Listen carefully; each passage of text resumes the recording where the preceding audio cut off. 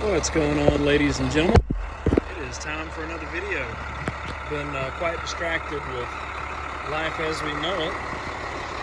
Anyways, I had a viewer request a video concerning the air conditioning in the truck. And as y'all know, or may not know, my truck is a 2002. It did not come with factory air conditioning. All 2006 and up models, as far as I'm aware, do come with air conditioning as part of the Armor Prep package. I'm gonna just take a quick moment to run over the truck, talk about a few things. Got a big day tomorrow with it. Gonna, I don't know, possibly make another video with it.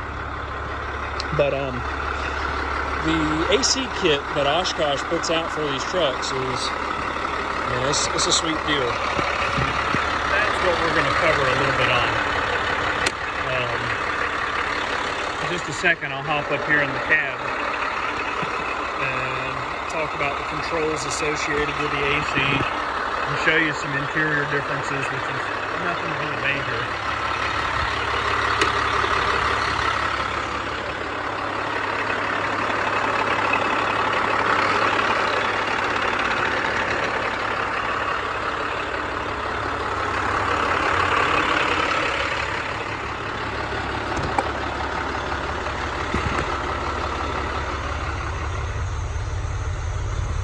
Alright, so one of the projects we need to cover here soon, I'm going to attempt to re-O-ring my trailer and air valves. It's got a small leak.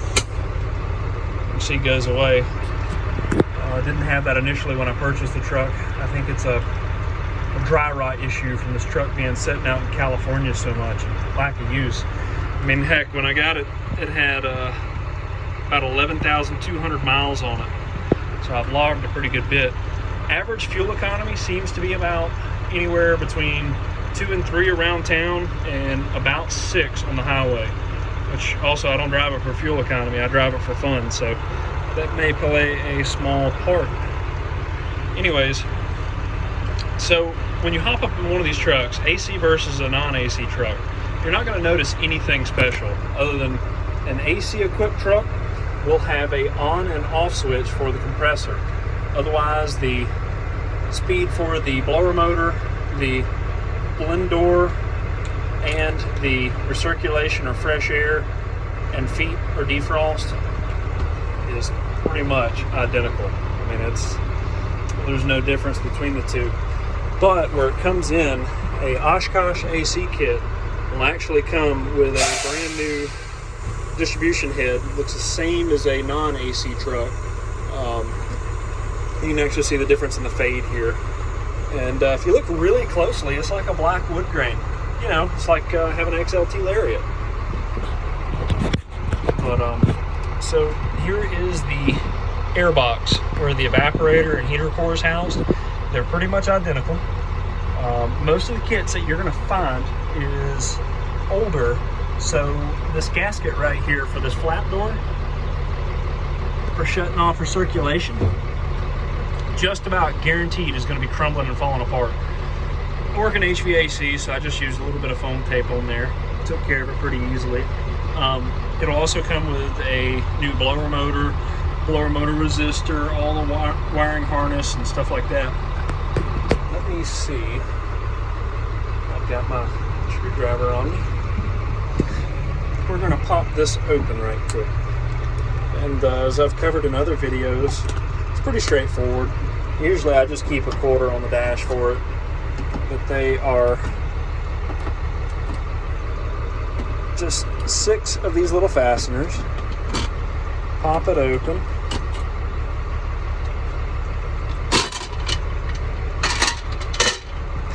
And in here, you're going to end up adding some relays. You're going to add 1 fuse. Whenever you're doing your AC install, you're going to do 1 fuse here, and then for the life of me, I don't have the paperwork with me. I can't remember, but I'm pretty sure you're going to end up adding 1 or 2 relays. It'll actually have the terminal kit that'll come with it, handle it. Multiple harnesses are going to get added behind the dash. As a matter of fact, you can actually see one of them right here for the relay and the fuses. Let's see if I can get that in focus. And it will travel along the back side of the dash, and it will come over and tie into your climate controls. And furthermore, it will tie into your fan fording switch. So whenever you use your fan forward, if you're doing water fording, it will turn your AC off. It'll automatically override and shut the compressor down. The other thing you're going to end up having to tie into is climb down and out.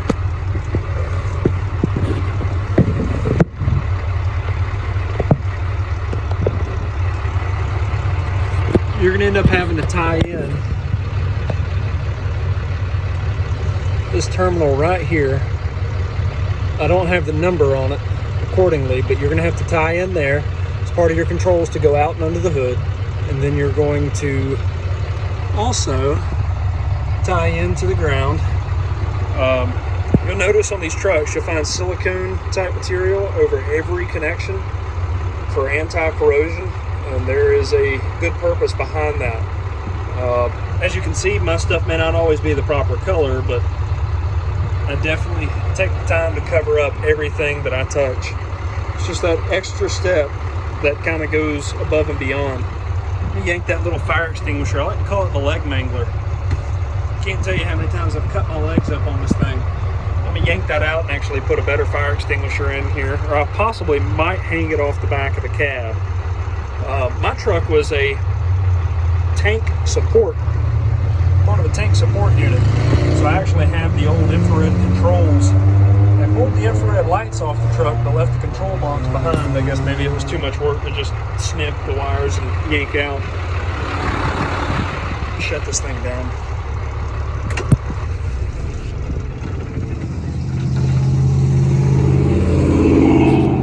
So out here under the hood, continuing the installation, the harness is, you can actually see the fresh one right here. It actually ties in to one of the plugs up there. It comes down, you're going to end up installing a relay, which I'll cover here in just a moment briefly. You can see some of the new wires coming down. Zip tied the excess up right there, and it will come down and tie into your ECM harness. Definitely recommend hitting your power disconnect before you venture into that, just for safety. An ECM can cost anywhere between $1,000 and $2,500. Furthermore, it can be tough if you fry it, because you have to go through Caterpillar or somebody else that has Caterpillar ET dealer level software and the ability to flash your new ECM or used ECM if you burn it up. So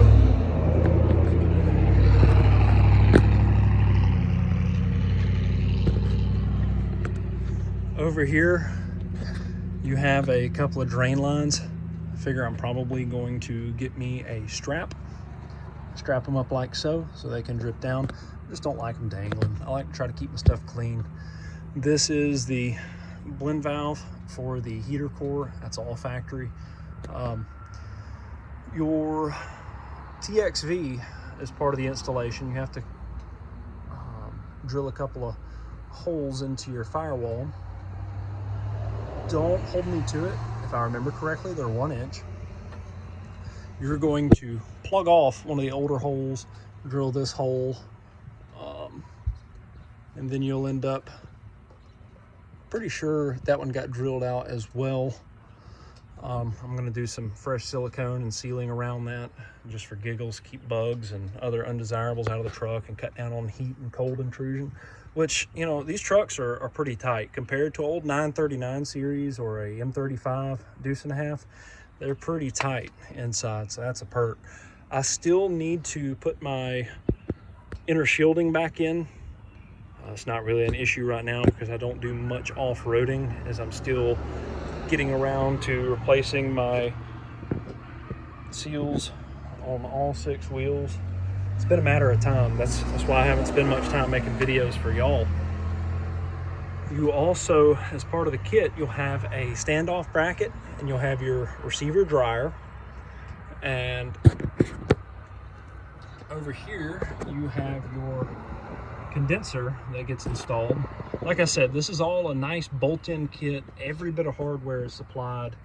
It's straightforward. It takes a little while. I did it completely solo with the help of a buddy at one point when we were mounting the compressor, and really helps to have a Soldier B to help you install the grill spacer kit. It is a absolute must to install this grill spacer kit. It can be easily made if you have access to a plasma setup, but basically all it does is it reuses all the old bolts and puts a 1/4 inch spacer all the way around the entire grill. Otherwise, you end up with a little bit of damage. Let's see. I actually didn't run the spacer for a minute, and it ended up rubbing the condenser in a couple little inconspicuous spots. Bad side of that is you end up rubbing through just the right spot, and I mean the whole condenser's trash. I don't see a very easy way to take care of that. Another important part of the installation process here is you end up installing a different bracket. You can see it by the black paint, and it comes with new bolts. You need to supply your Loctite. All the kits that I've seen are missing the Loctite, and you'll need that. And it installs a slightly different routing here. It comes with a new belt as well. When I climb up there, I'm gonna see if I can get y'all a belt number for a AC truck. This is for any truck that has had AC put on it or was born with it. Oshkosh uses the same kit pretty much for any retrofit or straight from the factory, as far as I'm aware. It comes with a bracket here as well, clamps to hold the hoses. I mean, like I said, it is a very, very nice kit. Let's see, it's been a minute since I did this. So also it's got another bracket to hold the hoses up and cushion clamps. Let me go ahead and climb on up here. Bear with me for a second.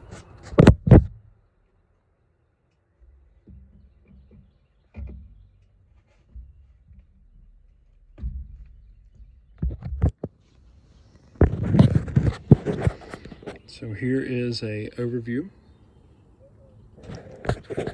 Here is the compressor. Ends up getting grounded to the case. You have an external ground for the clutch.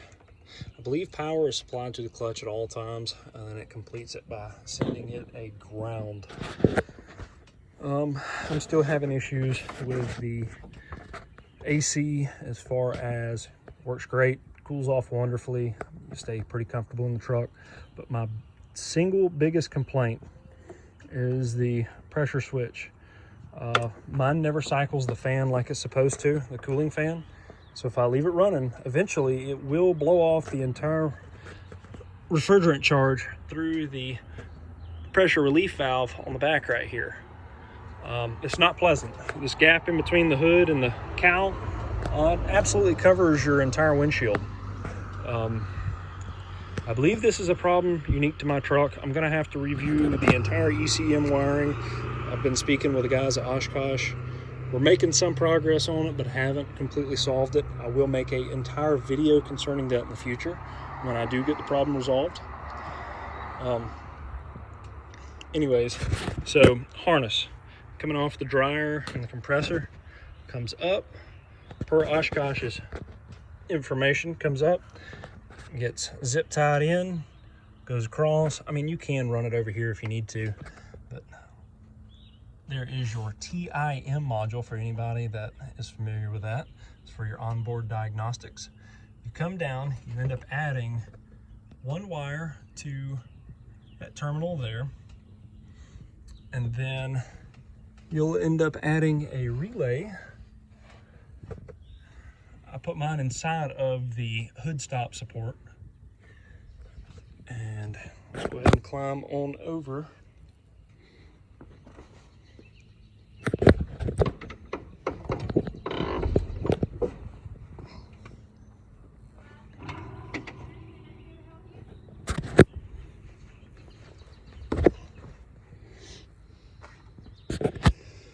All right, so here's the top side. You can see the old pre-existing relay. Then you've got the newer relay in there. Sorry, this camera work is absolutely terrible on this video. And yeah, I mean, that's pretty much it. It doesn't seem like a lot. All the integral parts here, honestly, knowing what I know now, I think I could have probably installed this kit in, I don't know, maybe 8 hours. Just taking my time, drinking some beer. The hardest part was, I'd say, was probably the wiring in the dash. And another thing that it's going to come with,